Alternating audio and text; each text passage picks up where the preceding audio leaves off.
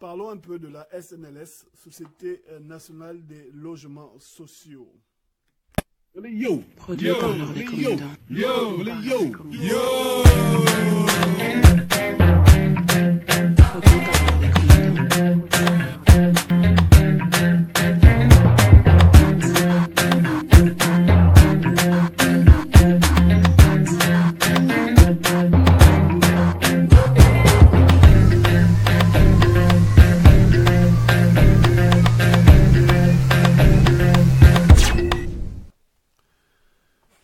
Compatriotes, compatrioteux, compatriotards, on va un peu parler de la Société nationale des logements sociaux. Société nationale des logements sociaux, c'est la société qui a été créée à la suite d'un décret ministériel de 2013 et qui a mis en avant la volonté que Ali Ben Bongo ou Dimbo, comment vous l'appelez là, de faire en fait une société par laquelle tous les Gabonais devraient pouvoir acquérir un logement social pour vivre dans des conditions décentes et intéressantes dans leur pays où ils souffrent depuis tant d'années. Donc Ali Bongo, dans sa grande gentillesse, a quand même décidé de faire des maisons, quoi. Des maisons pour les pauvres petits Gabonais, de manière à ce qu'ils puissent vivre correctement. Donc sans perdre de temps, on va enchaîner directement dans le vif du sujet et on va parler de la situation de la SNLS, Société nationale des logements sociaux, et vous allez voir par la petite démonstration, je vais vous faire comment est-ce que souvent ils gaspillent, quoi. Ils gaspillent une société pour pouvoir faire des chaises musicales et placer leurs frangins, leurs frangines dans le même but final que d'échouer. On y va, c'est direct, c'est right now. Je vais allumer mon petit mini-mi en haut. N'ayez pas peur, je disparaître pendant 30 secondes. C'est pour mieux réapparaître en haut là-bas. Vous avez vu, j'ai réapparu. Donc, la Société nationale des logements sociaux, l'affaire de la SNLS. Quelles sont les forces en présence? Les gens qui ont participé à cette affaire-là. Donc, on a premièrement, on a Paul Mapessi, le DG, Bruno Ben Moubamba, le vice-premier ministre du logement, et la troisième personne, Tchorem Biamani, qui, je pense, est le pion dans l'histoire, mais qui va certainement tirer son épingle du jeu. Qu'est-ce qui s'est donc passé? Qu'est-ce qui s'est donc passé dans cette Société nationale des logements sociaux? Ça veut dire qu'on a le DG qui est là, le vice-premier ministre, et on a le DGA qui vient du Canada, qui est devenu le DG de la SNLS. Et il faut bien comprendre que le DGA qui est devenu DG, c'est le frangin de Bruno Mbamba. La SNLS, c'est donc l'État plus des partenaires privés gabonais. C'est ça le montage de la société. Elle a été créée par l'État, par une subvention d'État et avec des partenaires privés gabonais. Donc la SNLS, c'est quoi? Ce sont des immobilisations, des actifs, comme on dit. Hein? Une subvention de l'État, au départ qui était de 4 milliards, et la CDC par laquelle est transmise l'argent. Donc l'argent vient de la CDC, en fait, transite par la CDC. Donc, elle est gérée comment? Par un conseil d'administration et une direction générale. Et Deloitte est son auditeur externe. C'est lui qui suit les comptes en extérieur, qui vient vérifier et certifier les comptes. Donc, Deloitte. Un conseil d'administration, une direction générale et Deloitte qui est le cabinet d'audit externe. Un conseil d'administration avec un projet d'organigramme, comme vous le voyez, assez étoffé, comme toutes les administrations gabonaises. C'est des grosses structures très très lourdes, hein, où tout l'avantage, c'est ce qui est en général bien foncé. Les avantages, c'est les bien foncés là. Les plus clairs là, ce sont les petits. Il y a 4 directions générales, direction technique, direction financière, direction des ressources humaines, un cabinet d'audit par là, et puis un service informatique, plus le PCA, le DG et le SG. En général, c'est ça les structures. Là, ils ne se fatiguent pas, ils font une super structure en haut, hein, où tout le budget sera consommé. Le premier DG, c'est Paul Mapessi. Qui est Paul Mapessi? Là, on a essayé d'un peu de fouiller et on a eu son pédigré. Alors, Paul Mapessi, administrateur économique et financier, 17e promotion de l'IEF, carrière chargé d'études du ministre d'État de 2000 à 2007. Après, il est devenu le premier DECAF de l'économie. On l'appelait le plus ancien des DECAF, donc directeur central des affaires financières, de 2007 à 2013. Et à la suite de laquelle il a été, à la suite de cette fonction, il a été nommé DG de la SNLS en 2013. Donc, il part avec une expérience solide dans l'administration. Donc 2013, création de la Société nationale des logements sociaux. Après, tout d'un coup, on commence à l'éclabousser. On l'arrête le 4 octobre, à la surprise générale, mais depuis un an, depuis qu'en fait que Bruno Ben Moumamba est là, il ne fait que charger sur Paul Mapessi en l'accusant de tous les méfaits. Moi, je n'étais pas là, j'ai seulement lu les journaux, j'ai pris des coupures de journaux. Il essaie de la terminer au Newf. On l'a accusé de ce que vous allez voir là, ça va bientôt tout de suite apparaître. Il livrait d'importantes malversations financières à la faveur de certains projets immobiliers de grande envergure initiés par l'État gabonais. Quel projet?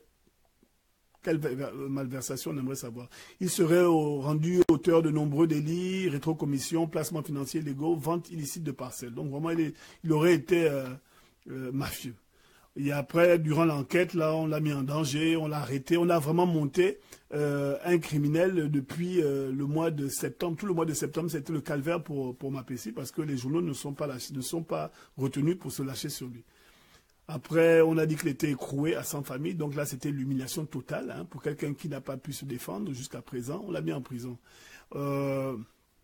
Après, il y avait l'annonce de la menace de Mamba. Donc, c'est parti graduellement depuis le mois d'août. Et depuis, en fait, que Bruno Ben Mamba était là, c'était devenu vraiment la bête noire des échanges vraiment vociférants entre les deux. Voilà un peu ce que le journal disait. Il a été écroué à la présidence centrale de Libreville, non pas le 3 septembre, mais le 3 octobre. C'est une coquille.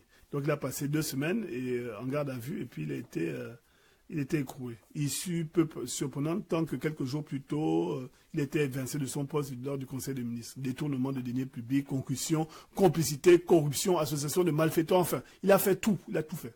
La deuxième personne importante dans cette affaire, c'est notre Charlot de vice-premier ministre, Bruno Ben Moubamba, qui a une carrière, en fait, en dehors des sentiers battus. C'est-à-dire que lui, il a eu sa carrière de politicien depuis 2009, mais en fait, toute sa carrière professionnelle, il a fait à l'extérieur du Gabon, dans les radios, dans l'humanitaire, dans le catholicisme, dans la religion et tout ce qui va. Donc il était plus un journaliste de radio, mais hormis sa carrière politique que nous connaissons, il n'a jamais eu une carrière professionnelle, à part Africa numéro 1, en tout cas, aucune carrière d'administratif. Aucune. Aucune n'a jamais eu, il n'a jamais été responsable d'un budget, il n'a jamais géré quoi que ce soit. Hein, comme vous pouvez le voir, il a toujours été radio Cato, il a même vu le pape, hein, il a vu tous les papes, lui. Il a vu tous les papes, Jean-Paul II, Jean-Paul III, il les a tous vus. Hein, parce qu'il travaillait dans la radio catholique, il travaillait à la radio Notre-Dame et tout ça, donc c'est vraiment, attention, c'était un cosso. C'est un cosso dans le journalisme, mais dans la politique, dans la gestion administrative d'un État, il ne connaît pas. Il ne connaissait pas. Donc il a été déboulé là, vice-premier ministre, avec tous les attributs, et puis vous avez vu le fiasco que ça a été. Plus de grandes gueules et aucun résultat. Pourquoi je parle d'un complot? Je parle d'un complot parce que l'État était censé verser une subvention de 4 milliards. 4 milliards, on ne sait pas où est passée cette subvention-là. 4 milliards, c'était la participation de l'État pour le lancement des travaux. Ça a été versé en partie, ça a été versé en totalité, on ne sait pas. Voilà, c'est bien ce que je me dis. Elle n'a jamais été libérée totalement ou on ne sait pas. On sait qu'en tout cas, ça a démarré très mal. Pourquoi? On ne sait pas. On ne sait pas pourquoi est-ce que l'argent qu'on avait promis à la SNS n'est jamais arrivé. Selon mes informateurs et puis selon la petite enquête que mon équipe a faite, l'argent ne serait jamais arrivé de la part de l'État. Et pourtant, le fonctionnement est facile. Tu as le Trésor, hein, qui est la Direction générale de la comptabilité publique et du Trésor, qui envoie l'argent à la CDC. Et la CDC transfère l'argent à l'unité autonome qui est la SNLS. C'est comme ça, ce schéma est aussi simple que ça part de l'État. Comme ça, le pognon arrive. OK? Donc, la direction générale du Trésor, qu'est-ce qu'elle dit par rapport à l'argent? Est-ce que l'argent est-elle parti? Est-ce que l'argent est-il parti, pardon, de ces caisses pour arriver à la CDC et puis à la SNLS? Qu'est-ce que le Trésor dit? Deloitte qui a suivi les comptes, eux, ils disent quoi? Est-ce qu'on sait que l'argent a transité de tel endroit ou de tel endroit? Quelle est la réponse qu'on peut avoir de la part de Deloitte, qui est le cabinet d'audit et qui a validé pendant 3 ans, 4 ans les comptes de la SNLS? Ils peuvent nous dire. En plus, on a aussi un conseil d'administration qui peut nous dire. Ils peuvent nous dire qu'effectivement, l'argent est arrivé. On a l'agent comptable qui est à l'intérieur de la SNLS qui peut nous dire. Hein, les subventions de l'État passent par la CDC en provenance du Trésor, donc facilement retraçables. Donc, quand on accuse que le gars il a détourné, on peut aller regarder dans ces organismes-là à partir de l'État, de la CDC, au niveau de l'agent comptable qui reçoit les fonds, hein, l'agent comptable qui est assis directement dans la société. Ça, c'est pour la gestion des fonds publics. Ils peuvent tout nous dire. Ils peuvent tout nous dire. Et Deloitte peut le dire. Car la CDC, c'est une banque. Avec un chéquier, virement, transfert de fonds, etc. Avec un conseil d'administration, avec des papiers. Donc, qu'est-ce que la CDC dit? Que dit-elle par rapport à ça? Est-ce que les fonds sont arrivés de la part de l'État? Est-ce que ça a été entièrement libéré? Est-ce que c'est arrivé chez la SNLS? Parce que chaque fois que la SNLS utilise un chèque, c'est un chèque de la Caisse des dépôts et consignations. Ça, il faut le comprendre, il faut le savoir. Il faut aussi savoir que la dette d'exploitation de 18 milliards qui correspond aux maisons construites, 1000 logements, sont visibles. Hein? La dette est visible, la dette d'exploitation est visible puisque les maisons existent. Les maisons existent elles-mêmes. Elles existent, elles sont là. On les voit, elles sont là. Et je vous allez voir les photos que je vais vous sortir. Donc, en fait, la dette est éclatée en un plus grand montant qui est de 25 milliards. Hein, 25 milliards qui, lorsqu'on affine, est de 23 milliards de francs CFA. Et cette dette se décline comme suit. 500 millions de francs CFA de salaires impayés. 18 milliards de dettes d'exploitation, c'est-à-dire c'est la valeur des maisons qui ont été construites. Donc, c'est un élément de l'actif, c'est-à-dire c'est quelque chose qui existe. C'est une dette, ça correspond à une dette d'argent, mais cette dette est matérialisée dans la création, dans la construction des maisons. Donc, ça existe. Hein. Et 4 milliards qui correspondent à la dette remboursable aux établissements bancaires. Et 1 million qui est égal à la dette des impôts et cotisations sociales. Donc, l'argent a été utilisé, certes, à peu près 25 milliards de dettes qui correspondent à l'exploitation, aux engagements que la SNLS a pris. Après, on se pose toujours la question de savoir à quel moment cet argent-là aurait été détourné ou disparu. Voilà, voici les maisons, voici les photos des maisons qui existent. Voilà. Ça, c'est à Bikele. Vous allez aujourd'hui à Bikele, les maisons sont là, elles sont sorties de terre. Mais il y avait un problème évident de financement. Et il fallait savoir que les gens qui voulaient des maisons, ils avançaient l'argent et l'argent a été mis sous séquestre. Le temps qu'on puisse l'utiliser, on utilisait un peu d'argent pour pouvoir faire avancer les travaux, puisque la part qui revenait à l'État et l'argent qui était dans ces caisses servait de garantie pour aller voir les banques en leur disant, voilà, on a 500 000 Gabonais qui sont prêts à payer pendant 50 ans. La banque, qu'est-ce que vous dites? Est-ce que vous êtes partenaire? Est-ce que vous n'êtes pas partenaire? Est-ce que vous avancez l'argent? Voilà ce qu'on a pu relever dans cette affaire de la SNLS. Pourquoi c'est important? Parce que c'est quand même un gros projet du Gabon qui a quand même engagé un haut fonctionnaire gabonais qui s'est battu comme il pouvait pour pouvoir sortir cette affaire de terre. Et vous savez très bien comment est-ce que la gestion administrative au Gabon est très compliquée. Donc, il a fait ce qu'il a pu. Et aujourd'hui, c'est lui qui se retrouve au NIOF. Parce qu'il aurait détourné des sommes, il a été sali dans la presse. Voilà, les maisons sont là. Elles sont là comme vous pouvez le constater. Mais c'est lui qui a été arrêté. Donc, on l'a décrit comme le Al Capone de la construction de logements, Paul Mapessi. Donc, son nom a été sali et on ose espérer que les preuves vont sortir. Mais chaque fois qu'il y a un problème comme ça, il y a toujours une solution. D'où la nécessité d'avoir une personne qui viendra sortir, hein, la personne magique hein, qui viendra sortir, en fait, la structure de ce problème. Donc, le sauveur, c'est non pas Jésus, mais c'est Monsieur Tchoréré Joël Mbiambani. Alors, qui est-il? Qui est cet individu? Hein, vous voyez, il a une fière allure, il a le nom du capitaine Tchoréré, je pense que ça doit être un de ses descendants. Mais qui est cet individu? Mais vraiment, pourquoi lui? Pourquoi lui? Pourquoi est-ce qu'on l'a choisi? Pourquoi est-ce qu'on l'a choisi pour remplacer Paul Mapessi? Alors, les articles sont dithyrambiques sur lui. Hein. Vous allez voir, l'Union, par exemple, disent Joël Patient Tchoréré Mbiambani, un Canadien, pour lancer la SNLS. Hein. Alors on dit tout ce qu'il est, machin, il aura la lourde tâche de récapituler, blablabla, blablabla, un Canadien, et ceux qui a 48 ans, qui connaît bien la maison, puisqu'il était avant DGA pendant quelques mois. Mais il a été pendant 12 ans directeur de projet à la Société d'habitation et de développement de Montréal au Canada. Oh, moi, je fais partie des Canadiens. Je me dis, oh, c'est un gars de chez nous. J'en ai entendu vaguement parler à l'époque où Iboubou faisait son dialogue. Je me suis dit, ah, on a donc un gars capé comme ça qui va venir redresser, puisqu'on dit que la tâche sera lourde, il faut récapituliser, construire 2000 maisons. Et donc, on a choisi la parfaite personne, puisqu'il a travaillé pendant 12 années. 12 ans de sa vie à la SHDM. En plus, c'est un frère canadien. Moi, je suis très très content de savoir qu'il y a enfin quelqu'un de brillant qui viendra remplacer le soi-disant brigand qu'on appelle Paul Mapessi. C'est-à-dire que Paul Mapessi n'a aucune traçabilité de quelconque, de malhonnête qu'il a toujours fait.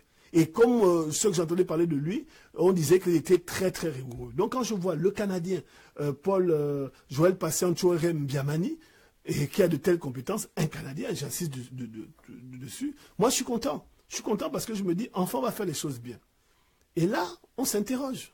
On s'interroge. La SHDM, c'est quoi? Société d'habitation de Montréal. Voici le contact, voici l'adresse, il y a même le numéro de téléphone. Il y a même l'email.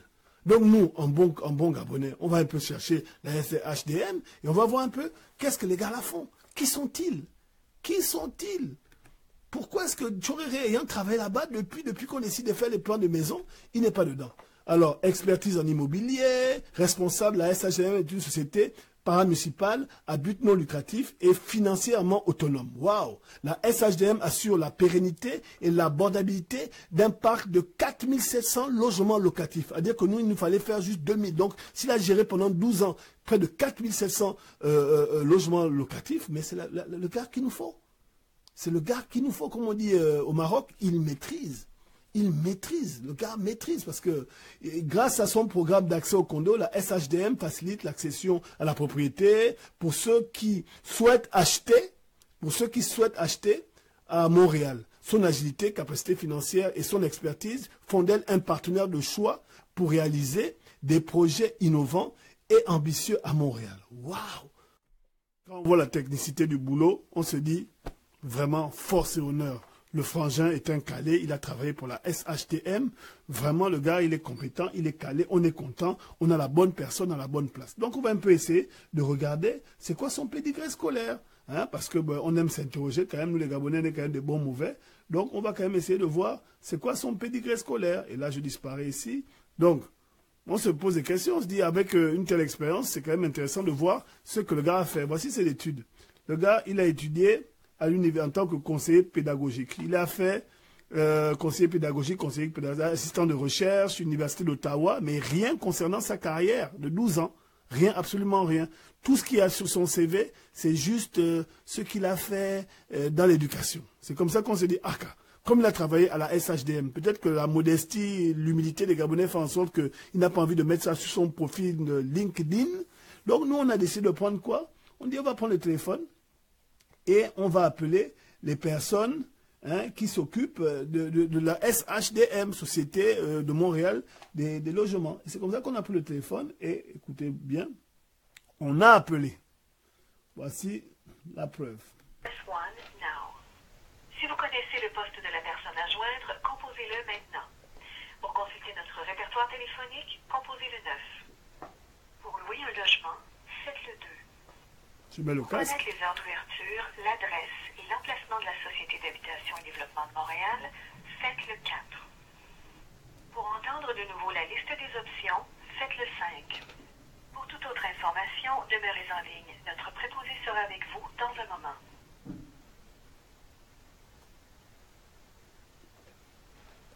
Votre appel est important. Merci de patienter. On patiente. On essaie de voir si Joël Tchoueré a réellement travaillé à la SHDM. Oui, allô? Bonjour, oui, Oui, bonjour. Alors, j'appelais pour avoir un renseignement. oui. En fait, c'est pour... parce qu'on a un compatriote qui prétend avoir travaillé chez vous pendant 12 ans et on voulait vérifier si c'était vrai. Ah, ok, c'est quoi son nom? Ntchoréré, Joël. Joël? Ntchoréré, N. Ah, ok, attendez-moi, je vais vous passer aux ressources humaines. Ok, Juste un instant. ok, je vous remercie.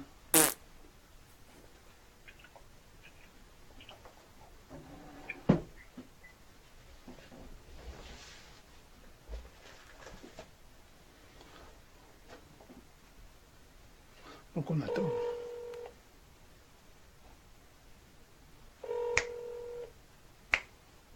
Bonjour, ici Fatma Zahir. Il m'est impossible de répondre à votre appel pour le moment, mais laissez-moi un message après le bip et je vous rappellerai dès que possible. Merci et bonne journée. Oui, oui, bonjour Madame Fatma.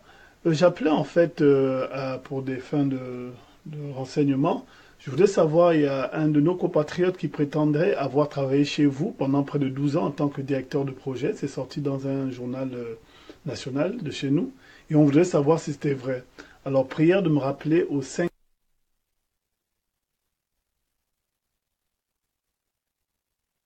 Nchorere. Nchorere. Nchorere. Joël Nchorere Mbiabani. Merci de me rappeler au 5.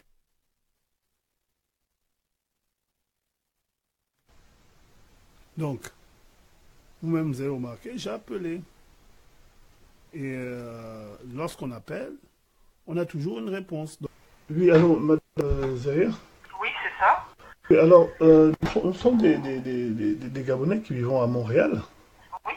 Un de nos compatriotes qui a été muté au Gabon.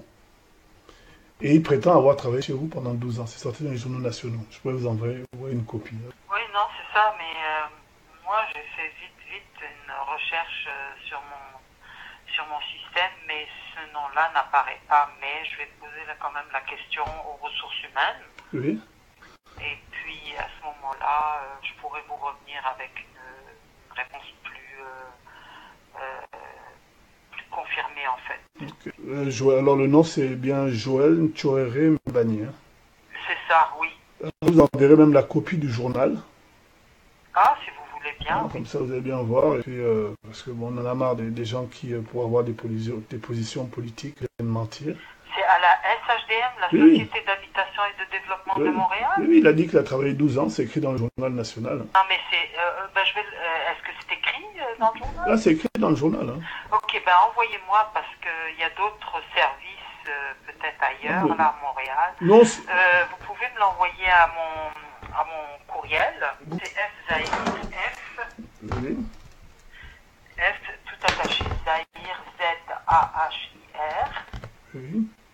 à commercial, SHDM.org. Donc, vous avez vu, on a appelé. Hein? On n'est pas mauvais, on a appelé. On sait que finalement, le gars, il n'a pas travaillé ou il disait qu'il avait travaillé. Donc, c'est pas un idiot, c'est quelqu'un qui a fait des études. Hein? Mais il dit qu'il a travaillé 12 ans à la SHDM, Société d'habitation de Montréal. On n'a rien trouvé sur lui. Rien, zéro, rien du tout. Que du vent, que de l'information piponnée ou pipotée. Donc, on continue notre analyse et on vous dit, le gars, c'est pas qu'on est mauvais, mais Nchorere Mbiabani n'a jamais travaillé là-bas. Jamais. Voilà ce qu'il a fait les 15 dernières années. Voilà ce qu'il a fait. On voit bien que le gars, il a fait telle chose et telle chose, mais il ne fait pas. Voilà, son CV est là. Conseiller pédagogique, assistant de recherche, 2001 à 2007, 2005 à 2005, 2016, c'était pas très clair. Il a aussi, c'est ce qu'on trouve sur lui, hein, sur LinkedIn, c'est certainement lui qui a posté ça, peut-être qu'il a fait ça de manière rapide, tellement il était occupé. Assistant de recherche, Université d'Ottawa, Master PhD, psychopédagogie, Université d'Ottawa, qu'il a fait en 2001 à 2007, sauf qu'on a appelé Ottawa, on n'a pas trouvé. Par contre, il a fait un PhD en psychopédagogie. Mais rien concernant son expérience, mais alors absolument rien concernant sa fameuse expérience à la SHDM. Rien. C'est quand même sa plus grosse expérience, mais on trouve zéro. Rien du tout. Au niveau des études, il a fait quoi? Il a fait donc son PhD à l'université Laval. Et la réponse qu'on a eue, elle me l'a envoyée, la dame. Elle a envoyé la réponse. J'ai reçu votre message téléphonique. Après vérification, je vous informe que monsieur patient Nchorere Mbiabani, qui est mentionné dans l'article que vous m'avez fait parvenir, n'a jamais été un employé de la SHDM. Jamais. L'article fait donc erreur. Je vous prie de recevoir mes salutations les plus cordiales. Fatna Zahir, secrétaire de direction auxiliaire, la direction générale. Elle a donné son numéro de téléphone. Tout est là, vous pouvez vérifier. Donc vous avez dit que quoi, on est mauvais? Voilà. Voilà la suite de la réponse. Et j'ai même joint l'article de l'Union pour qu'elle lise bien que non, c'est pas moi qui ai voulu chercher les problèmes au pauvre Joël, mais visiblement Joël Nchorere Mbiabani n'a pas dit toute la vérité. Il n'a pas dit toute la vérité. Il a un peu exagéré, vachement. Ses études, il a fait. Il a eu un PhD, comme je disais tout à l'heure, à l'Université de Laval. Et il a eu en 2016. Donc, quand il dit dans son truc là qu'il a fait 2005 à 2007 ou je sais pas quoi, comment il a pu faire son PhD en même temps il travaillait. Il y en a qui le font. Hein. Peut-être qu'il faisait ça en même temps il travaillait à la SHDM. Mais visiblement, à la SHDM, on ne le connaît pas. Donc, il travaillait où? Il faisait quoi? Regardez vous-même. Son PhD, c'est bien écrit là. Hein. Joël Tchoréré, Biamani, 2016. Hein. C'est bien écrit. C'est pas moi qui ai écrit, c'est lui qui a écrit. C'est le copyright de son doctorat. C'est lui qui l'a écrit. Donc, il a eu ça en 2016, pas en 2007 ou pas avant. Donc, c'est un jeune docteur. Il n'a même pas 1 an de doctorat, finalement. Je respecte le fait qu'il soit docteur. Il est docteur. Moi, je ne le suis pas. Mais il ne faut pas dire qu'il a été docteur dans la construction ou dans tout ce qui concerne le logement, parce qu'il n'a pas fait ça. Par contre, il a travaillé dans une école secondaire catholique de Saint-Charles-Grenier. Le secondaire, c'est après le primaire. Ce n'est pas l'université qui peut être considérée comme le tertiaire. Il a été là-bas. Et il a même été évalué entre 2010 et 2008 et 2010. Et ensuite, de 2010 à 2011, après j'ai arrêté de chercher. Mais déjà, à cette époque-là, il était déjà à cette école-là. Donc, il y a à peu près 8-9 ans. Mais il faisait donc l'école-là. En même temps, il travaillait à la SHDM. En même temps, il faisait le PhD. Non, regardez, les évaluations sont là. Hein. Les évaluations sont là. C'est pas moi qui invente. Regardez, elles sont bien là. Hein. Voici comment on l'évalue. Bon professeur. Mais for real, il est bon, intelligent. Il aide beaucoup. Le reste, voilà, voici les commentaires qu'on a sur lui. C'est là, vous pouvez lire vous-même. Hein? He was give too much work, il donne trop de travail, tout ça. Voilà. Similar French teacher like Joël Biamani. On le compare à d'autres professeurs de français comme lui. Hein? Il y a M. Kavungu, Yves Faubert, Godet, et tout ça, etc., etc. Donc, il était dans l'enseignement du secondaire, pas universitaire, malgré son doctorat. Mais le doctorat, comme il l'a eu après, il ne pouvait pas enseigner à l'université, donc il était au secondaire, comme à Quaben, quoi, à l'Immaculée, voilà. Et il était tellement ancré dans ça que je vous montre la preuve que l'école secondaire catholique Sainte Famille, il est dedans, il fait partie du comité de rédaction du programme de l'année 2015 à 2016 et de l'élection du nouveau président. Voilà, c'est lui qui est souligné en fluo là. Hein, et son nom apparaît tout le temps. Hein, et la réunion là, a eu lieu en septembre 2015. Et voilà, donc il n'était pas à la SHDM, puisque visiblement, vous avez bien vu, secrétaire M. Joël Biamani Tchoréré, hein, c'est bien écrit, c'était le 14 octobre 2015, salon du personnel. Donc il était dans l'enseignement du secondaire, c'est écrit, c'est pas moi qui invente, vous regardez bien vous-même. Regardez, là, c'est encore lui qui signe les documents, c'est lui qui rédige les documents, il était secrétaire dans ça. Voilà, secrétaire M. Joël Biamani Tchoréré. Voilà, et voici le calendrier. Vous avez vu là, il y a le calendrier qui descend de novembre à juin 2016. Et c'est le secrétaire, c'était Biamani Tchoréré. Est-ce que je peux avoir plus de preuves pour vous dire que ce gars-là est un mythomane, un mensongeur, comme Kea? Est-ce que je peux vous... C'est un mensongeur comme Ali Bongo? C'est un mensongeur comme Fabrice Bongo, Ndimba Ndjoua? C'est un mensongeur comme tous les gens de ce système-là? Et il vient d'arriver, il rentre par la grande porte, par le mensonge. Et ils veulent nous faire croire que c'est nous qui n'avons pas compris, c'est nous qui sommes jaloux. Voilà. Alors, composition du conseil d'école, 2015-2016, élection si nécessaire. Voilà. Son nom est bien souligné, M. Joël Biamani Tchoréré. Enfin, j'ai des preuves, j'en ai des preuves, j'ai des preuves que le gars travaillait dans le secondaire. Hein, il travaillait dans le secondaire, il n'était pas dans l'université, il faisait certainement sa thèse de doctorat, mais il ne faut pas qu'il raconte n'importe quoi. Et alors, c'était le combi de Bruno Ben Moubamba que vous voyez là, c'était son combi, c'était son bon petit. Alors donc Bruno Ben Moubamba, lui, il a été déchu, il n'est plus vice-premier ministre, il arrête de courir, il est maintenant en train de faire la grève de la faim. Hein, et on est au final, il est devenu un important gréviste de la faim, c'est tout. Hein, et son petit, son directeur de campagne, Tchoréré Biamani, ben c'est lui. C'est lui qui a eu le gros lot, il est DG de la société des logements sociaux. Sauf que compétence, zéro. Zéro. En tout cas, il ne connaît rien dans le logement. Il a fait comme tous les autres, il a fait l'opportunisme et il a, voilà, DG de la SNLS sans expertise dans le domaine. Donc, qu'est-ce qu'il a fait? Ben, il a fait comme ceux qui savent faire, hein, la fumisterie, le mensonge. Et ils ont écarté quelqu'un de compétent pour pouvoir placer le petit de Bruno Ben Moubamba parce que c'est son petit. Hein. Et on se dit qu'il y a eu un complot contre les gars de l'ADOLA parce qu'un conseil de ministres, on a enlevé tout le monde. Et on a placé un gars qui est incompétent contre un gars qui était compétent, qu'on a accusé de tout, d'absolument tous les malheurs. Hein, Paul Mapessi, alors c'est lui le grand voleur qui a volé des milliards, on l'a mis en prison, machin. Or, le gars a monté la société des logements sociaux avec ses mains, sa tête depuis 4 ans. C'est comme on dit, c'était son bébé. C'était son bébé. Et c'est ce qui est triste. Et c'est ce qui est très triste dans notre histoire, dans notre Gabon. C'est ce qui est très triste. C'est que, ben voilà, on enlève celui qui sert et on place celui qui dessert. Et je pense que, comme dans ce système, il est condamné à échouer. Il est condamné à échouer, le Miamani. Il est condamné à échouer. Attendez, je repasse en mode 3D. Attendez, je laisse mon petit frère derrière. Je me recale correctement. Il faut être quand même présentable. Et je dégage le petit qui est derrière, là-bas. Voilà. Donc, c'est ça. Voilà un peu l'histoire de la SNLS. C'est le genre d'histoire typique qu'il y a au Gabon. Les personnes compétentes, on les enlève. On les accuse de la peste. On les accuse de la peste. Bruno Ben Mwamba, quand il est arrivé, depuis 1 an, il n'a fait que jouer les justiciers, essayer d'enlever Okologo, qui est un grand bandit, certainement, comme ils sont tous comme ça. Il a joué les VPM du logement. Il a promis 10 000 logements par an. Finalement, on n'a pas vu un seul qui est sorti de terre. Par contre, celui qui a fait les logements sociaux depuis tant bien que mal, depuis 4 ans, on l'arrête, on le torture, on le fait avouer des conneries, il va en prison. Il va en prison. Il est allé en prison. Paul Mapessi est en prison depuis 1 mois. Hein? Après qu'on les calomniait. Et on dit que bah, il a volé, il a fait tout.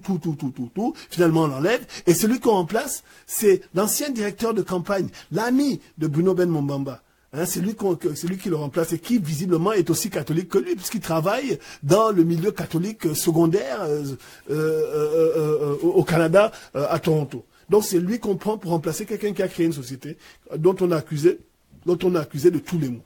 Voilà comment les choses sont faites. Donc, l'histoire, elle s'écrit par les événements que les gens posent. Ben Mwamba est venu, il a fait son cirque pendant 1 an. Aujourd'hui, on l'a dégagé. Et on a mis son petit. Maintenant, son petit va faire le cirque pendant combien de temps? Puisque là, la vérité commence à sortir. Quand vous allez encore dire que nous, on a inventé. Vous allez encore dire que nous, on est contre parce qu'on n'a pas de poste. Vous allez dire que les résistants sont condamnés à échouer. Mais les résistants ont décidé de ne pas vivre dans le mensonge. Car le mensonge, c'est ce qui a caractérisé, qui continue à caractériser notre pays depuis bientôt plus de 50 ans. Des gens qui passent leur temps à mentir, des gens qui passent leur temps à inventer des histoires sur un pays, des gens qui passent leur vie à inventer une réalité qui n'existe pas. Résultat, rien ne marche. Et la SNLS, là, comme elle est construite, là, comme elle existe aujourd'hui, là, Monsieur Mbiamani, tu es condamné à échouer. Tu es condamné parce qu'il n'y a aucun moyen que toi, là, à ton niveau de compétence, tu puisses faire mieux que ceux qui existent déjà, qui a toujours existé dans le pays. Tu vas échouer. Je te défie. Je veux que tu me prouves que j'ai tort, parce que tu n'as pas les compétences. Tu ne sais pas comment ça marche. Et ton histoire commence par un génocide, celui des Gabonais, qui ont été tués. Voilà. Donc, l'affaire de la SNLS, de la SNL, Société Gabonaise, pardon, des logements sociaux, se termine sur ces petites révélations. Sachez que ce n'est pas fini. On va continuer à débusquer. Comme ils nous ont empêchés de dormir, on va leur empêcher de dormir aussi. Comme ils ont empêché de rêver, ils vont pas aussi rêver de leur côté. Ils ont empêché de rêver, on va leur empêcher de dormir. Comme on dit à la gabonaise, c'est donnant, non? Vous voulez jouer au bandit, on va jouer au bandit et on va débusquer. Mon prochain live sera sur le pétrole gabonais. Accrochez-vous. Hein. Vous allez comprendre que lorsque Iboubou était au premier étage, Akomesi était au 3e étage de la présidence. C'était Iboubou le concierge. Il peut raconter ce qu'il veut, c'était la marionnette du Béninois. Voici la réalité. Quand on est faible, on reste faible. D'ici là, portez-vous bien. C'était mon live militant. Et à la prochaine. Yo, Produit par Laure Les Commandants. yo.